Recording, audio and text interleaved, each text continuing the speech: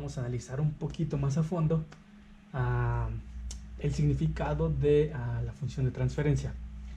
Este es el circuito del ejemplo número 1, donde nuevamente tenemos un voltaje de salida, un voltaje de entrada, una resistencia que es de 1K y la resistencia de retroalimentación que nuevamente es, en este caso va a ser de 10K. Esta va a ser la terminal inversora y la no inversora. Ok, la función de transferencia de ese circuito, ¿cuál era?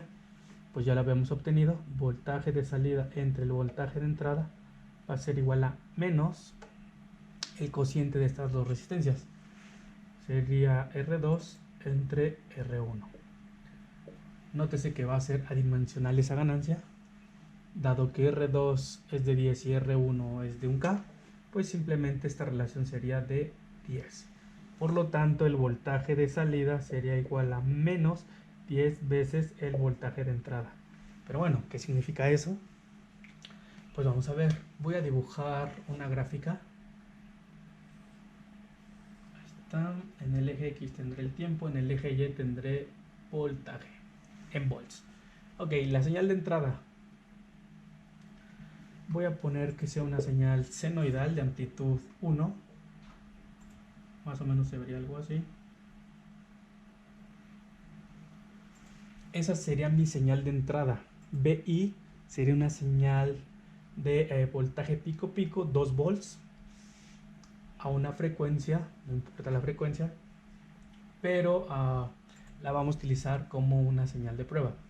La función de transferencia me dice que a la salida de este circuito voy a tener menos 10 veces el voltaje de entrada.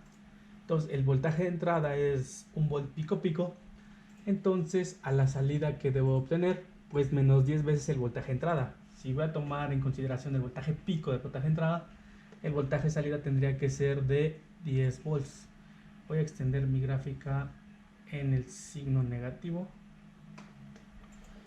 Entonces, nótese que va a aparecer una inversión. Entonces, cuando el voltaje de entrada, que sería esta parte, inicia en 0, cuando vaya creciendo, por el menos va a ir decreciendo. ¿Están de acuerdo? Entonces, lo que va a hacer es crecer hasta ¿dónde? Hasta menos 10. Cuando empiece a decrecer, va a empezar a aumentar al 0 hasta llegar al mismo cruce. Cuando el voltaje de entrada es 0, el voltaje de salida tiene que ser 0 también. 0 por algo me va a dar 0. Entonces en los cruces yo sé que mi señal de salida tiene que ser 0. Cuando la señal de entrada empiece a ser negativa, es decir, esta parte va a ser multiplicada por un menos. Entonces lo que va a hacer es irse para arriba. ¿Hasta dónde? Hasta los 10 volts. Y hacer más o menos algo así.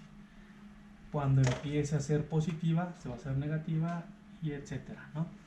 Ok, ¿qué es lo interesante aquí?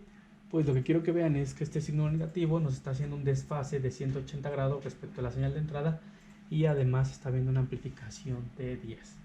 Recuerden que se está considerando al amplificador operacional como un sistema lineal, por lo tanto a la salida, si la entrada es 0, yo esperaría ver 0, pero lo que se tiene que mantener en un sistema lineal cuando yo le meto una señal de entrada es que a la salida yo espero ver una señal de la misma frecuencia escalada, pero quizá con un pequeño desfase. En este caso el desfase no existe porque estamos analizando el caso ideal, pero en general lo que se vería es que el voltaje de entrada sería una constante, el voltaje de entrada, donde esta constante es un factor de escalamiento, más un pequeño desfase. Si estamos considerando al amplificador como un sistema lineal, esta ecuación se tendría que cumplir. Lo que no tiene que pasar en un sistema lineal es que la frecuencia cambie. Si yo observo que a la salida la señal está cambiando de frecuencia, quiere decir que el sistema es no lineal y por lo tanto este análisis ya no es válido. ¿Ok? Esto sería todo por parte de para el tema de la función de transferencia.